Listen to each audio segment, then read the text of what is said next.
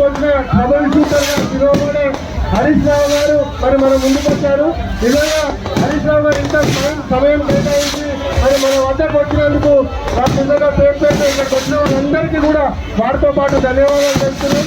ఇప్పుడు హరీష్ గారిని మన రాష్ట్ర పరిస్థితులను ఉద్దేశించి ఒక 2 మాటలు మాట్లాడాల్సిందిగా కోరుతున్నాం.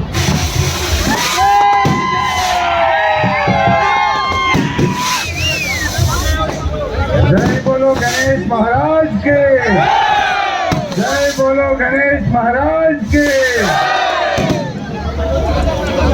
गौरवनीयुलु స్థానిక కార్పొరేటర్ శిరీష గారికి,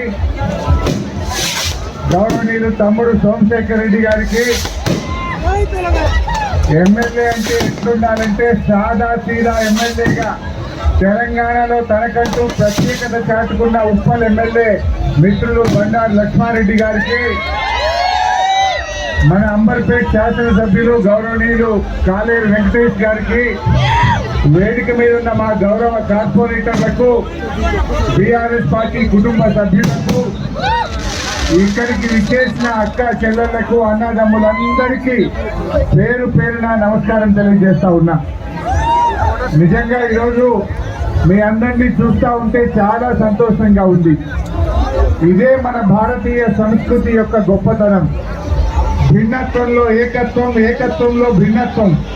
అంటే మనము వ్యక్తులుగా జీవిస్తూ ఉంటాం, కానీ సమయం సందర్భం వస్తే అందరము ఒక్క గొంతుకైతాం. అది దసరా పండుగ అయినా, దీపావళి పండుగ అయినా, బతుకమ్మ పండుగ అయినా, బోనాలైనా, శ్రీరామనవమి అయినా, వినాయక చవితి అయినా, హోలీ అయినా, రంగోలీ అయినా, అందరము సామూహికంగా అందరము కలిసి పండుగలు జరుపుకునే గొప్ప సంస్కృతి మన భారతీయ సంస్కృతి. అందుకే మీరు ఈ మధ్య చూస్తే లండన్లో చూసిన, అమెరికాలో చూసిన బోనాల పండుగ, బతుకమ్మ పండుగ, వినాయక చవితి పండుగ ప్రపంచ దేశాల్లో కూడా జరుపుతున్నటువంటి గొప్ప సంస్కృతి మన భారతీయ సంస్కృతి. చాలా సంతోషం. మా సోమ్ గోపాల్ చాలా అద్భుతంగా ఈ వినాయక చవితి ఉత్సవాలను ఇంత అద్భుతంగా నిర్వహించిన వారు, వారి మిత్ర బృంద సభ్యులందరినీ నేను మనస్ఫూర్తిగా అభినందిస్తా ఉన్నా. ఈరోజు ఏం జరుగుతుందో మీ అందరికీ తెలుసు. రాష్ట్రంలో చెప్పిన ఏంటి జరుగుతున్నది ఏంటో కూడా మీకు తెలుసు.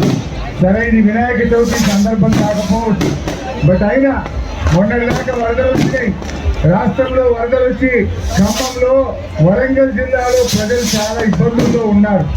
మరి ఆ విఘ్నేశ్వరుడి దయతో, ఆ విఘ్నేశ్వరుడి యొక్క ఆశీస్సులతో ఆ వరదల్లో ఇబ్బంది పడ్డ ప్రజలందరికీ కష్టాలు తొలగాలని, మరి మీ అందరికీ ఆయుర ఆరోగ్యాలు, సుఖ సంతోషాలు, మీ మనసులో ఉన్న కోరికలన్నీ నెరవేరాలని ఆ విఘ్నేశ్వరుడిని నేను మనస్ఫూర్తిగా మీ అందరి తరఫున ప్రార్థిస్తా ఉన్నా.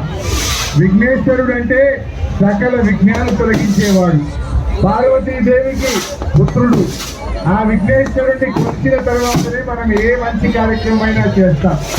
మన ఇంట్లో జరిగే పూజ అయినా, మన గృహప్రవేశమైనా, అది పెళ్ళైనా, ఏ శుభ కార్యక్రమం జరిగినా ముందు విఘ్నేశ్వరుడిని పూజిస్తాం.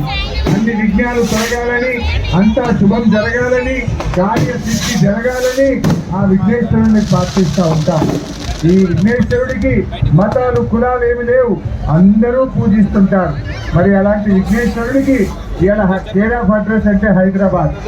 ఒకప్పుడు బాంబేలో ఘనంగా ఉండేది విఘ్నేశ్వరుడు అంటే, కానీ ఈరోజు మన ఖైరతాబాద్ విఘ్నేశ్వరుడు, మన ఈసీఐఎల్ విఘ్నేశ్వరుడు. అసలు వినాయక చవితి అంటే ఇలా భారతదేశం మొత్తం హైదరాబాద్ దిక్కు చూసేంత గొప్పగా ఈ హైదరాబాద్ లో వినాయక చవితి ఉత్సవాలు జరుగుతూ ఉన్నాయి. మన 10 ఏళ్ల కేసీఆర్ పాలనలో హైదరాబాద్ ను అత్యద్భుతంగా అభివృద్ధి చేసి, హైదరాబాద్ అంటే ఒక క్లీన్ సిటీ అని, ఒక గ్రీన్ సిటీ అని, హైదరాబాద్ లో లా అండ్ ఆర్డర్ అంటే అద్భుతంగా ఉంటుందన్నంత గొప్ప పేరు మన హైదరాబాద్ కు, మన తెలంగాణకు మన కేసీఆర్ గారు తెచ్చారు. మరి రాబోయే రోజుల్లో ఇంకా ఈ రాష్ట్రం అన్ని రకాలుగా ముందుకు పోవాలని నేను కోరుకుంటా ఉన్నా. మీ ఎమ్మెల్యే గారు కూడా చాలా సింపుల్ ఎమ్మెల్యే. పొడిగా లేస్తే మోటార్ సైకిల్ మీదే తిరుగుతూ ఉంటాడు, ఎవరు పిలిచినా పోతా ఉంటాడు.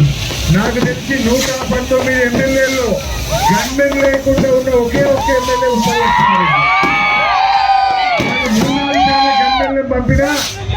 ఎమ్మెల్యేలొద్దు, నా ప్రజల ఆశీర్వాదం ఉంటే చాలు అని ప్రజలతో మమేకమై పొద్దున్నే లేచి నుంచి రాత్రి దాకా ప్రజల్లో ఉండే సాదా సీదా సింప్లిసిటీ ఎమ్మెల్యే అంటే అది ఉప్పల్ లక్ష్మారెడ్డి గారు.